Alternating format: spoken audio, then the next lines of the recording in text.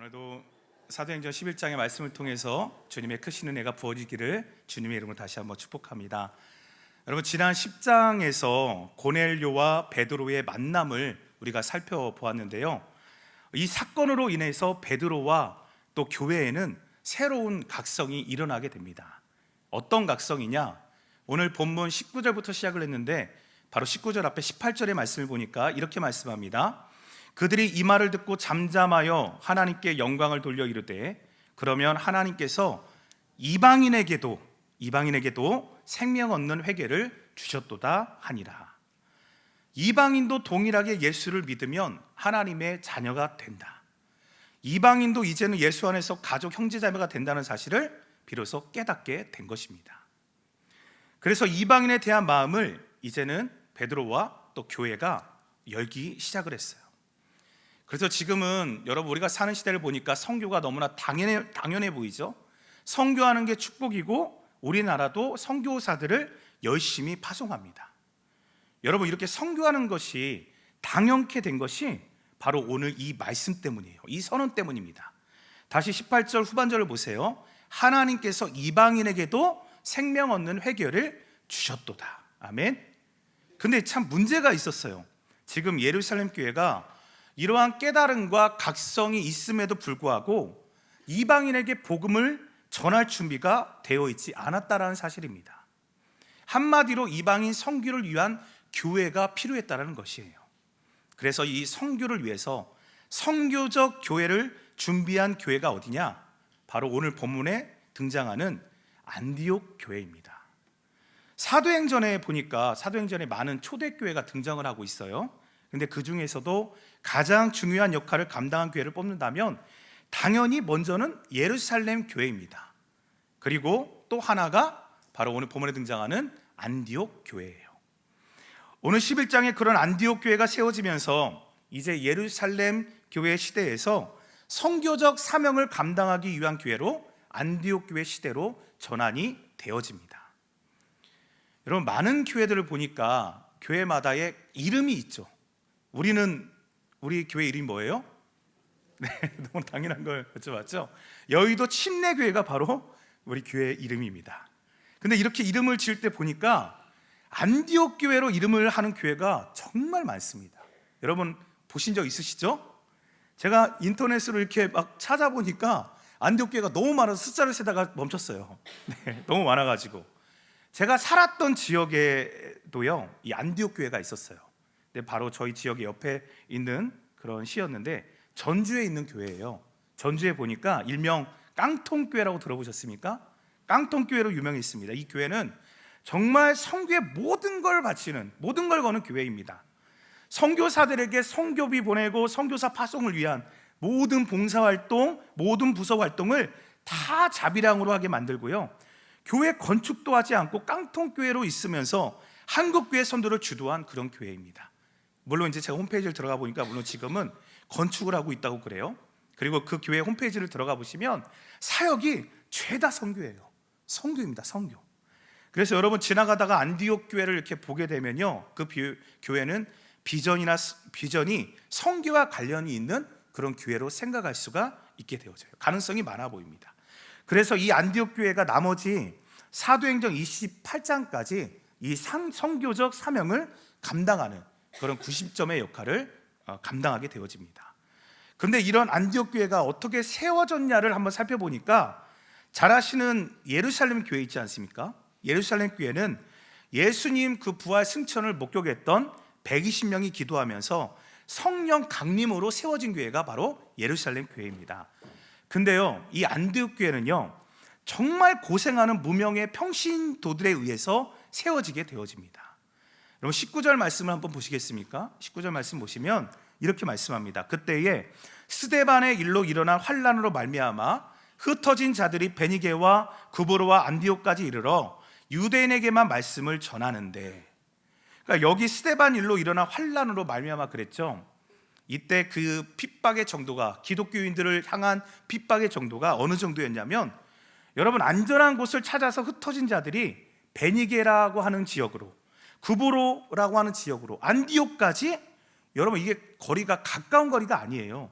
상당히 먼 거리까지 피난을 가게 된 것입니다. 핍박을 피해서. 그러니까 안전한 곳을 찾아서 목숨을 걸고 도망을 치고 있는 것입니다. 누구 때문에요? 예수님 때문에. 예수님 때문에 지금 고난을 받아서 정말 고향도 다 버리고 자기 조국도 버리고 이렇게 뿔뿔이 흩어지는, 여러분 이거 상상이 되십니까? 근데 이렇게 뿔뿔이 흩어지면서 여러분 생각 마음 가운데 내가 저 사람을 전도해야 되겠다, 내가 저 사람을 구원해야 되겠다, 말씀을 전해야겠다, 이런 마음이 들겠어요? 근데 이들이요 그렇게 핍박받고 흩어져 가면서도 무엇을 했다라고 성경이 기록하고 있냐면, 무엇을 했습니까? 예수님을 전하는 사역을 감당합니다. 근데 19절을 보니까 좀 독특하게 먼저는 누구에게만 말씀을 전했다 그럽니까? 유대인에게만 말씀을 전했다 그럽니다. 근데 처음에는 이게 피난하면서 유대인에게만 전하게 되어졌어요. 그런데 다음에 나오는 20절을 보니까요, 그 중에 구브로와 구레네 몇 사람이 안디옥에 이르러 누구에게도요? 헬라인에게도 말하여 주 예수를 전파했다 그럽니다.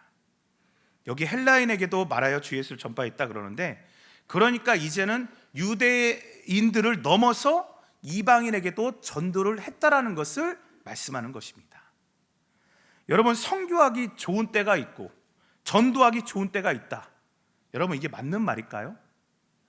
요즘은 전도할 때가 아닙니다. 전도하면 욕먹습니다.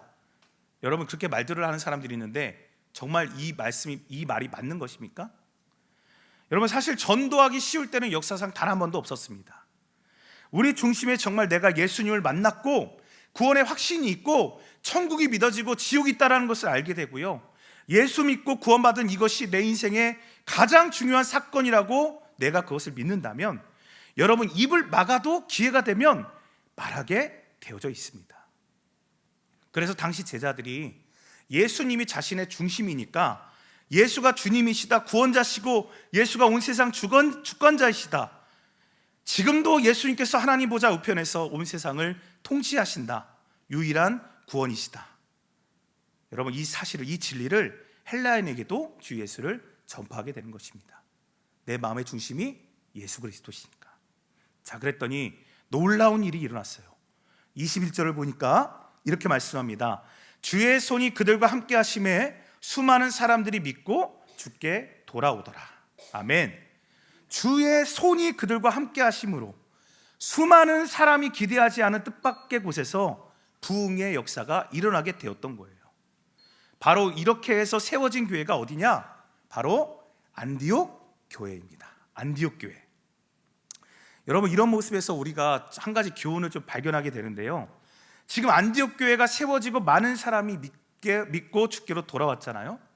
근데 자세히 보면요, 이런 역사의 주체가 누군가를 보니까 전도한 사람들의 영성과 믿음의 결과, 그들의 수고가 아닙니다. 말씀에 그러죠. 주의 손이 그들과 함께 하심에. 누구의 손이요?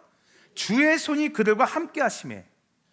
주님이 함께 하시기 때문임을 여러분 믿으시길 바랍니다. 여러분, 주의 손이 누구와 함께 하실까요? 네, 바로 복음을 위해서 증인의 삶을 살면서 순종하는 자에게 우리 주님의 손은 언제나 함께 하신 줄로 믿으시기 바랍니다. 이 땅에 많은 선교사님들이 파송을 받습니다. 여러분, 선교사님들이 해외로 나가게 될 때 무엇을 믿고 가겠어요? 주의 손이 함께하라는 걸 믿고 가는 것이에요.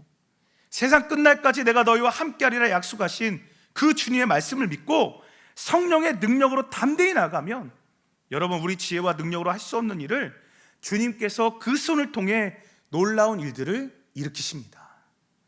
그리고 여러분 계속해서 22절 말씀을 보면, 이런 부흥의 역사 가운데 소문을 듣고는 예루살렘 교회 본부에서 한 사람을 파견하고 있어요. 22절 보세요. 예루살렘 교회가 이 사람들의 소문을 듣고 바나바를 안디옥까지 보내니 그랬습니다. 여러분, 사도행전을 보시면 이 바나바라는 사람이 등장을 하죠. 근데 바나바는 물론 12사도는 아니지만 사도행전의 주인공 중에 한 사람입니다. 이 바나바에 대해서 24절의 말씀에서 이렇게 소개를 하고 있어요. 바나바는 어떤 사람? 착한 사람이요 성령과 믿음이 충만한 사람이라 이에 큰 무리가 주께 더하여 지더라, 이렇게 소개하고 있습니다. 여러분, 바나바는 어떤 사람이라고요? 착한 사람, 착한 사람이에요. 여러분, 예수님 믿으면 착한 사람이 되어야 합니다. 순악질도 착한 사람이 되어야 되는 거예요. 아무리 악질이라도. 내가 예수님을 믿고 점점 착한 사람으로 변화되어지고 있는가? 착한 사람은 성품이 좋고 그냥 어진 정도, 그 어진 사람 이런 뜻도 되지만 착한 사람의 범위는 훨씬 더 넓습니다. 이 착함, 바나바의 착함에 대해서 성경에서 말씀하고 있는 구절을 살펴볼 것인데, 먼저 4장 말씀으로 넘어가면 4장 36절과 37절에 이렇게 말씀하고 있습니다. 구보르에서 난 레위족 사람이 있으니 이름은 요셉이라, 사람들이 일컬어 바나바라, 번역하면 위로의 아들이라 하니, 그가 밭이 있음에 팔아 그 값을 가지고 사도들의 발 앞에 두니라 그랬습니다. 여러분, 바나바에 대해서 지금 사도행전 4장에서 지금 이렇게 설명하고 있죠. 바나바는 어떤 사람이라고 설명하고 있습니까? 레위족 사람이고 원래 이름이 뭐였어요? 요셉입니다. 요셉. 근데 사도들이 별명을 붙여줬다라는 거예요. 근데 그 별명의 뜻이 뭔가 보니까 위로의 사람이라는 뜻이 있습니다. 위로의 사람, 곧 바나바입니다. 이 바나바는 다른 사람을 위로해주고 세워주고 격려하는 사람이라는 뜻이었어요. 그리고 이 바나바가 어떤 착한 일을 했는지 37절을 보니까 그가 밭이 있음에 팔아서 그 값을 가지고 사도들 발 앞에 두니라 그랬습니다. 여러분, 당시 예루살렘에 많은 사람들이 모였잖아요. 근데 매일매일 구제 재정이 부족했습니다. 그러다 보니까 이 바나바가 어떻게 했느냐, 자기 밭을, 자기 재산을 팔아서 기꺼이 구제하는 일에 헌금을 드렸다는 것입니다. 이렇게 헌신한 사람이 바나바예요. 여러분, 바로 이것이 성경에서 말씀하는 착함입니다. 착함. 남을 위해서, 이웃사랑을 위해서 기꺼이 베풀고 나누고 기쁨으로 섬기는 사람, 이것이 바로 착한 사람입니다. 우리 이 양반 참 착하기는 해요. 근데 자기밖에 몰라요. 여러분, 사실 이건 착한 게 아니에요. 그렇죠? 진정한 착함은 어떤 사람이라고요? 남을 배려합니다. 나보다 남을 먼저 생각하고 베풀기를 기뻐하는 사람, 주는 것이 받는 것보다 기쁨인 줄 아는 사람이 성경은 착한 사람이다 정의합니다. 거기다가 바나바는 어떤 사람이었냐? 성령과 믿음이 충만하고, 그리고 사람을 세우고 격려하는 사람, 정말 하나님의 일이라면 발벗고 나섰던, 자기의 재산을 다 팔아도 아깝지 아니하였던, 여러분, 바로 이게 착한 사람 바나바였어요. 우리 여기 계신 모든 성도님들, 착한 성도 되시기를 주님으로 축복합니다. 착한 사람. 그래서 이런 바나바가, 착한 사람이었던 바나바가 23절에 보니까 안디옥에 가서 그 성도들이 어떻게 하고 있는지를 본 거예요. 그 말씀이 23절에 나와 있어요. 그가 이르러 하나님의 은혜를 보고 기뻐하여 모든 사람에게 굳건한 마음으로 주와 함께 머물러 있으라 권하니 그랬습니다. 여러분, 바나바가 무엇을 보았습니까? 지금 형제님, 자매님들이 모여가지고 기도하고 예배하고 막 찬송하고, 정말 거기를 보는데 하나님의 은혜로 충만한 모습을 보았다는 거예요. 하나님의 은혜가 충만함을. 여러분, 그 바나바의 마음이 정말 하나님 나라의 일을 위해서 살아가는 바나바가 이러한 광경을 보았을 때 그 바나바의 마음이 어땠을까요? 너무나 기뻤을 거예요. 여러분, 정말 하나님의 사람은 어딜 가면 기쁜가? 여러분, 어딜 가면 기쁘십니까? 하나님 은혜가 있는 곳에 가면 내 영혼이 기쁠 수밖에 없습니다. 여러분, 한번 여쭤보고 싶은데, 여러분, 이 자리에 있음이 기쁨이 넘치십니까? 찬양하는 그 순간 너무나 기쁘셨습니까? 말씀을 듣는 이 시간 아무리 길게 해도 난 기뻐요. 아멘을 안 하시네요. 네. 그렇죠? 네. 여러분, 기뻐야 돼요. 하나님 은혜가 있는 곳에 가면 내 영혼이 기쁠 수밖에 없어요. 여러분, 그래서 교회 왔을 때 제일 중요한 게 뭘까요? 네, 하나님의 은혜가 있어야 돼요. 하나님 은혜가 없으면 교회 와도 힘이 듭니다. 교회 와도 바로 시험 들어요. 오늘 저 꼴보기 싫은 사람 또 봐야 돼. 내 옆자리, 이 사람 앉아있네. 네, 그러십니까? 하나님의 은혜가 없으면 썰렁하고 힘들고 그렇습니다. 여러분, 저는 개인적으로 언제 가장 기뻤는가를 생각해 보니까, 제가 예전에 그 타지키스탄이라고 하는 나라, 중앙아시아 나라를 다녀왔어요. 그 선교지를 가서 봉사를 하는데 그 하나님 은혜 때문에 그 기쁨을 잊을 수가 없습니다. 며칠 전에도 함께 동역했던, 같이 선교지를 갔던 목사님을 만나고 뵙고 그 얘기를 하다가 왔는데, 여러분 그 나라는요 이슬람교가 90%가 넘습니다. 그러니까 크리스찬은 정말 그 동네에서 내가 크리스찬이라는 것을 인정하잖아요. 그럼 바로 왕따를 당해요. 예배도 몰래 드리고, 근데 정말 예배하는 그분들, 어린아이들, 어르신들 아는 찬양을 보니까 몇 곡이 없어요. 곡을 세 곡인가 밖에 모르는 그런 상황이 있었어요. 매번 그 올 때마다 같은 곡만 계속 부릅니다. 그러니까 근데 무엇으로 반주를 하는가 봤더니 기타예요. 기타 하나를 갖고 하는데 기타 줄도 다 끊어져 가지고 기타 줄이 3개밖에 없어요. 그런데 여러분 그렇게 막 반주하면서, 야 여러분 매주 똑같은 곡을 반복하는데 정말 살아 있습니다. 정말 눈동자가 달라요. 거기 일주일 지나는 시점 되니까 부어지는 하나님의 은혜를 주체할 수가 없는 것이었어요. 근데 여러분 우리 예전에 정진현 전사님도 말씀하셨지만 그 고수를 별로 안 좋아한다고 그랬잖아요. 저도 그 나라에 가가지고 맛있게 음식을 막 해서 주시는데 마지막에는 꼭 고수를 넣었어요. 저도 고수를 굉장히 싫어하거든요. 고수 있는 음식을 거의 먹지 못하고, 제가 선교지에서 다녀오니까 한 5kg 정도가 빠져 있더라고요. 정말 그런 곳이었어요. 근데 여러분 먹지를 못하니까 이게 얼마나 고통이 심했겠어요. 저는 또 잘 먹는 사람이니까. 그런데 이렇게 베풀어 주시는 것이 얼마나 감사해요. 그러니까 너무 맛있게 먹는 척하면서 막 숨도 안 쉬고 다 먹었죠. 그랬더니 너무 잘 드신다고 하면서 한 그릇을 더 내오시는 거예요. 와, 제가 그래서 정말 저랑 같이 갔던 한 분은 그 고수 때문에 막 토하고 난리도 아니었어요.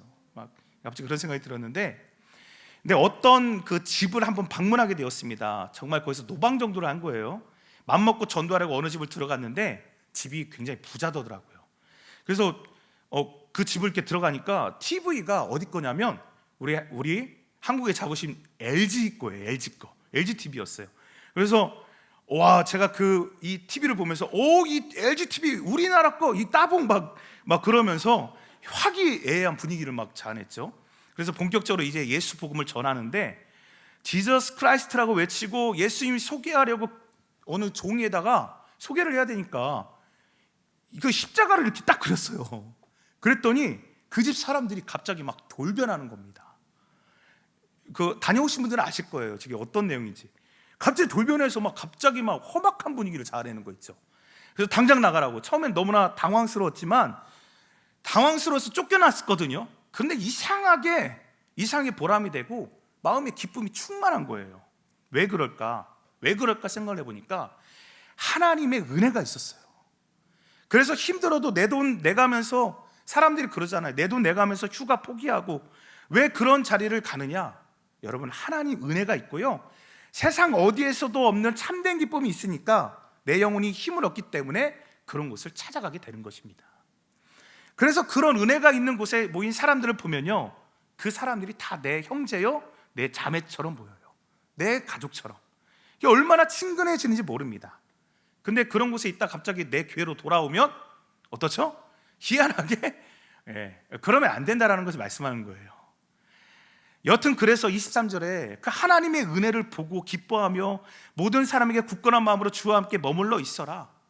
여러분 이런 바나바의 권면이 당시 안디옥 무명의 개척 멤버들에게 얼마나 큰 격려가 되었겠어요. 예루살렘 교회 본부에서 파송한 사람이 와가지고 우리 믿음을 보고 인정했다. 믿음의 굳건한 마음으로 주와 함께 머물러 있어라. 네, 여러분 이게 사실 이것이 바로 믿음의 기본입니다. 여러분 지금 교회를 열심히 다니고 계시죠? 여러분은 굳건한 마음으로 주와 함께 머물러 계십니까? 조금만 어려움이 오고 흔들리는 그런 많은 영혼들이 있다라는 것이에요. 이제 우리나라를 보니까 나라도 경제적으로 위기가 오는데 우리가 어떻게 살지? 여러분 경제적인 위기나 세상 어려움 때문에 걱정하는 사람들은요, 사실은 보면 믿음의 사람이 아닙니다. 우리나라 사실 정말 어려울 때 우리는요, 잿더미 속에서도 일어난 나라가 바로 우리 대한민국이에요. 뭘로 일어났습니까? 무엇으로 일어났어요?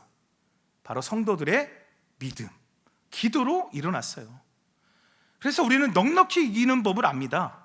굳건한 마음으로 주와 함께 머물러 있으면 여러분 언제나 넉넉히 우리는 이길 수 있어요. 세상을 이기는 것이 뭡니까? 우리 믿음이에요, 믿음. 그래서 여러분 걱정하지 말라는 거예요. 믿음 있는 자요, 걱정하지 말아라. 염려하지 말아라. 여러분, 무화과 나무에 열매가 없고 논밭에 식물이 없고 우리의 양이 없고 요양간에 소가 없을지라도 여러분, 주님을 의지하고 믿음으로 사는 사람은 넉넉히 이기게 될 줄로 믿습니다. 높은 곳에 서게 하실 줄로 믿어요. 그래서 지금 내가 확인해 봐야 될 것이 있는데요, 그게 뭐냐면 내가 지금 신앙생활 하면서 내 믿음, 나는 지금 굳건한 마음으로 주님께 딱 붙어 있는가? 믿음의 자리를 지키고 있는가? 바로 이것을 점검하셔야 돼요. 여러분, 이 시간을 통해서, 이 예배를 통해서 다시 한번 여러분들의 신앙을 그렇게 점검해 볼 수 있기를 주님의 이름으로 축복합니다. 그리고 나서 바나바로 말미암아 24절에 어떠한 일이 일어났습니까? 큰 무리가 더해지는, 그러니까 교회가 부흥되고 성장하는 놀라운 일이 일어났다는 것입니다. 근데 어떤 사람을 보면 자기가 속한 곳, 일을 잘 감당해서 흥하게 하는 사람이 있죠. 근데 반대로 어떤 사람은 멀쩡한 곳에 가서도 망하게 하고 무너뜨리게 하는 그런 재주가 있는 사람도 있어요. 여러분, 흥하게 하는 사람이 되시기를 축복합니다. 아멘. 여러분, 옆 사람에게 당신은 흥하게 하는 사람이에요, 이렇게 좀 축복해 주세요. 당신은 흥하게 하는 사람이에요. 여러분, 바나바가 그런 사람이었습니다. 할렐루야. 잘 되게 하는 사람이다. 어딜 가든지 잘 되게 하는 사람이 되어져야 되는 것입니다. 그래서 바나바는 어떤 사람이었습니까? 어디를 가든지 격려하는 사람, 위로하는 사람이니까 사람들이 바나바를 통해서 더 힘을 얻고 바나바로 말미암아 더 크게 부흥하고 큰 무리를 주님께서 더하시는 그런 역사가 일어나게 된 것입니다. 그래서 여러분, 바나바가 너무 성령의 충만함과 또 그 하나님의 은혜가 충만한 이곳을 보면서 바나바가 결단을 하나예요. 그게 결단이 뭐냐? 어떻게 하면 이 교회를 더 건강하게 만들 수 있을까? 교회 성장하는 것도 중요하지만 잘 양육해서 건강한 성도들을 세울 수 있을까? 이런 고민을 하게 되었다는 거예요. 여러분, 이게 정말 중요합니다. 제일 중요한 것은 바로 성도가 예수님의 제자가 되는 것이에요. 그래서 여러분, 한번 여쭤볼게요. 여러분, 교회 이렇게 열심히 잘 다니고 계시는데 여러분들은 정말 예수님의 제자가 맞습니까? 아멘 하셔야 돼요. 아멘이십니까? 정말 내가 제자인가? 지금 바나바가 그렇게 하나님 말씀으로 제자를 만들고 양육을 시킬 수 있는 사람, 그래서 누가 생각나냐면 바로 바울이 생각이 났습니다. 사도 바울이 생각이 난 거예요. 그래서 25절에 보시면 바나바가 어떻게 하냐면 직접 바울을 찾아서 다소에 가게 되어집니다. 사람을 보낼 수도 있었겠죠. 근데 직접 찾아 나서는 거예요.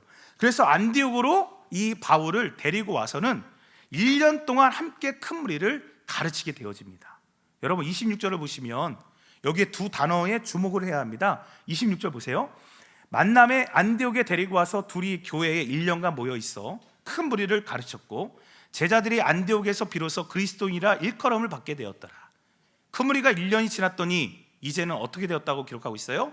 제자들이 됐다고 그래요. 24절에서도 보면 바나바를 통해서 큰 무리가 죽게 더했다라고 말씀하고 있는데 여기 26절에서도 보니까 큰 무리가 되었다 말하고 있습니다. 근데 1년 동안 바울과 바나바가 열심히 무엇으로 양육을 하니까? 무엇으로요? 말씀으로 이 제자들을 양육을 하니까 비로소 어떤 사람들로 일컬음을 받게 되었죠? 비로소 그리스도인이라 일컬음을 받게 되었다. 즉 제자가 된 것입니다. 진짜 제자가 된 것이에요. 그냥 교회만 왔다 갔다 해서 믿음을 지킬 수는 있어요. 근데요, 여러분, 제자의 삶을 살아내기 위해서는요 반드시 필요한 것이 있는데 그게 무엇이냐면 바로 말씀을 통한 양육을 받으셔야 합니다. 양육을 받으셔야 돼요. 여러분, 빌리 그레이엄 목사님 잘 아시죠? 이 2000년 기독교 역사에서 가장 위대한 전도자이시고 또 많은 영혼을 주께로 돌아오게 한 사람이 바로 빌리 그레이엄 목사님입니다. 그가 전도한 사람 결신자만 보니까 바로 이게 수치가 1억 명이 넘는다고 그래요. 우리나라도 2번 오셨고요, 북한 평양에도 2번 가시고 전 세계를 다니면서 전도를 하셨어요. 근데 그런 위대한 전도자가 남긴 유명한 말이 있어요. 뭐라고 말했냐면 그리스도인의 삶에 중요한 것은 회심이 5%라면 나머지 그리스도의 삶의 95%는 양육에 달려있다. 무엇에 달려있다고요? 양육에 달려있다. 이런 말씀을 하셨어요. 그가 전도를 해봐서 아는 거예요. 많은 자들이 예수를 믿기 결심하지만 막상 보니까 몇 명 남지 않는 걸 보면서 깨달은 게 양육이 정말 중요하구나. 그래서 그분의 전도단체는요, 양육을 처음부터 전도를 하고 나면 지역교회로 보내서 사람들을 양육한 프로그램을 주고 양육하라 이렇게 부탁을 한다고 그래요. 양육이 그만큼 중요하기 때문에 무려 1년 동안 여러분, 바나바와 같은 지도자, 바울 같은 지도자, 여러분 이런 사람에게 제자 훈련을 받아서 비로소 제자들이 됐는데, 그 열매가 뭐냐? 안디옥에 이르러서 비로소 진짜 그리스도인이라는 칭함을 받게 되었다는 것입니다. 무엇을 통해서요? 양육을 통해서. 그래서 여러분, 우리가 연세가 많으시지만 여전히 우리는 어떠한 곳에 있어야 되냐면 가르치고 양육을 받는 곳에 있으셔야 돼요. 말씀밖에 없어요. 여러분, 어떤 종교를 믿습니까? 그러면 저는 크리스찬입니다. 이 크리스찬의 말의 원조가 바로 안디옥 교회에서 처음으로 얻게 된 이름 그리스도인입니다. 여러분, 예수님 믿고 내가 진짜 제자가 되면요, 내가 변화된 것을 내가 알아요. 교회를 왔다 갔다 하는데 아무것도 안 변했다, 가치관이 변하고 관계가 변하게 되어져 있는 것이 바로 그것이 예수님 믿고 일어나는 일입니다. 진짜 제자가 되었을 때 이전에 좋은 것 이제는 가치가 없고, 이전에 즐기던 것 더 이상 즐기지 않고, 이전에는 우습게 알았던 기도하고 예배하고 교회에 와서 봉사하고 성령 충만한 사람, 헌신된 사람과 교제하는 것을 기쁨으로 아는 사람들, 바로 이것이 변화된 제자입니다. 성도 여러분, 변화되셨습니까? 아멘이십니까? 그리고 또 하나 중요한 게 있어요. 밖에 나가면 여러분들이 예수 믿는 사람 맞으시죠? 교회 다니는 사람 맞죠? 이런 질문을 하게 되었을 때 그때 당당하게 뭐라고 대답하셔야 돼요? 네, 저는 예수님의 제자가 맞습니다. 이 부장님이 너 주일날 뭐하냐 그랬더니 저 교회 갑니다. 야, 너 교회 다녔어? 나도 교회 다녀. 이렇게 말을 하는데 술을 그렇게 잘 먹는다고 그러잖아요. 술을. 여러분, 그러면 되겠습니까? 그러면 안 되죠. 그렇게 막 직장 속에서 욕을 막 하고 다녀요. 그러면 안 되는 거예요. 여러분은 여러분을 볼 때 사람들이 저 사람 진짜다, 저 사람들은 진짜 예수 믿는 사람이다, 진정한 그리스도인이라는 말을 듣고 계십니까? 역시 좀 다르세요. 그런 것 같았어요. 어쩐지 그리스도의 향기가 여러분 당신에게서 막 났어요. 여의도 교회 교인들은 진짜다, 어디를 가든지 진짜다.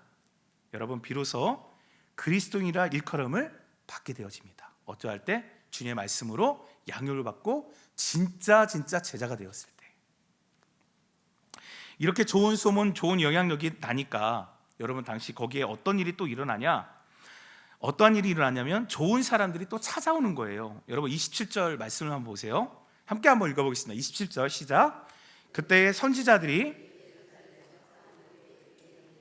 자 28절도 있습니다. 그 중에 아가보라 하는 한 사람이 일어나 성령으로 말하되 천하에 큰 흉년이 들리라 하더니 글라우디오 때에 그렇게 되니라. 자, 여기 보니까 선지자들이 예루살렘에 왔다고 그러고 있어요. 여러분, 이들이 온 것은 어떠한 메시지를 갖고 온 것입니다. 그 중에 특별히 28절에 한 사람이 등장하죠. 아가보라고 하는 사람이, 이 아가보는 어떤 사람이냐면 검증된 사람입니다. 검증된 사람, 제자였던 거예요. 진짜 사람, 진짜 제자. 이 사람이 지금 예언의 은사를 가졌던 사람이었어요. 그 사람이 뭐라고 말하냐면, 예언을 하는데 천하에 큰 흉년이 들 것입니다. 앞으로 3-4년 동안 큰 경제적 위기가 올 것입니다. 즉 먹고 사는 게 굉장히 심각해질 것입니다라는 이런 예언을 하게 된 것이었어요. 여러분, 여기 천하라는 것은 뭐 모든 세상, 모든 세계에 말하는 것이 아니라 당시 로마 제국을 그 전체를 뜻하는 말씀인데요. 근데 정말 이 아가보의 예언대로 나중에 글라우디오 황제 때, 이 글라우디오는 네 번째 로마 황제입니다. 그리고 이 글라우디오 다음에 여러분 너무나 그 유명한 네로 황제가 등장하게 되어지죠. 그러니까 이게 벌써 한 5-6년 후에 일어날 일을 미리 예언했던 거예요. 그리고 글라우디오 때 정말 그러한 일들이 일어나게 되었던 것입니다. 지금 근데 그 말씀의 그 예언을 가슴에 담고 있었던 안디옥 교인들이 있었습니다. 그래서 5-6년이 지난 후에도 그 예언을 기억해내게 되었어요. 그래서 29절을 보시면 29절에 제자들이 각각 그 힘대로 유대에 사는 형제들에게 부조를 보내기로 작정하고 이를 실행하여 바나바와 사울의 손으로 장로들에게 보내니라 그랬습니다. 이게 무슨 말이냐면, 여러분 먼저 세운 예루살렘 교회, 여기가 모교회잖아요. 그죠? 모교회. 그리고 본부예요. 근데 여기가 참 어렵다는 소식을 안디옥 교회가 듣게 된 것입니다. 자기들이 잘 먹고 잘 살았으니까 좀 도와줘야지 그런 마음으로 행한 게 아니에요. 천하에 흉년이 들었으니까 자기들도 먹고 살기가 힘들었겠죠. 근데 우리 형편보다 저쪽이 더 어려우니까, 또 내 형편이 어렵더라도 내가 굶더라도 저 사람들은 먹여야 된다, 이런 마음이 그들에게 있었던 거예요. 여러분, 이런 마음이 성경에서 어떤 사람이라고 칭한다고 그랬죠? 아까 말씀드렸죠. 어떤 사람? 착한 사람이에요. 착한 사람. 진정한 그리스도인이고 진정한 제자의 삶, 바로 착한 사람입니다. 나도 어렵지만, 필요하지만 누가 더 어렵다 그러면 그런 사람부터 먼저 살리는 사람들, 이 사람이 바로 착한 사람이고 하나님의 사람들입니다. 그래서 힘대로, 각자의 힘대로 다 같이 10,000원씩 냅시다, 이게 아니고요. 1,000원 낼 수 있는 사람은 1,000원을 내고, 10,000원을 낼 수 있는 사람은 10,000원을 내고, 100만 원을 낼 수 있는 사람은 100만 원 내서 자기 역량껏 힘되는 대로 유대에 사는 형제들에게 그냥 단순히 도와주는 게 아니라, 불쌍해서 도와주는 게 아니라 형제 의식을 가지고 그렇게 도와주는 것입니다. 그래서 29절에 보니까 부주를 보내기로 작정하고 30절에 이를 실행했다 말씀하고 있습니다. 실행했다. 여러분, 근데 중요한 건 작정은 잘하는데 실행하지 못하는 사람들이 많아요. 근데 어떻게 했다고요? 실행했다라고 기록하고 있어요. 실행했다. 여러분, 진정한 믿음은 좋은 마음을 가지는 차원이 아닙니다. 진짜 믿음은 뭘까요? 바로 실행하는 거예요. 실천력입니다. 작은 감동이라도 작은 약속이라도 실행하는 것, 그게 중요한 것이에요. 기도하기로 했으면 기도를 하는 것입니다. 헌신하기로 했으면 그 자리에서 아무 열매가 없더라도 그 자리에서 서고 실행하는 것. 그래서 작정하고 실행하여서 어려움에 처한 교회를 돕게 했습니다. 여러분, 안디옥 교회는 어떤 교회였냐? 선교하는 교회입니다. 선교하지만 제자의 삶의 열매, 그리스도인의 삶의 열매는 무엇으로 나타났는가? 착함으로 나타났어요. 그리고 이웃사랑을 기꺼이 실천력을 가지고 실천함으로 보여줬다는 것입니다. 여러분, 바로 이것이 오늘 등장한 안디옥 교회의 모습이었어요. 여러분, 어려울 때 서로 돕는 것, 주는 것이 받는 것보다 더 복된 삶이라는 것을 기억하시길 바라겠습니다. 그래서 여러분, 바라기는 이 자리에 모인 우리도 진짜 제자, 진짜 그리스도인, 진짜 착한 사람들로 살아가기를 부탁드립니다. 그래서 진짜 그리스도를 인정받으시고 복음을 위해서 수고를 아끼지 않는 여기 계신 예수님의 진짜 증인들, 제자들, 바로 우리가 될 수 있기를 우리 주님의 이름으로 간절히 축원합니다. 아멘.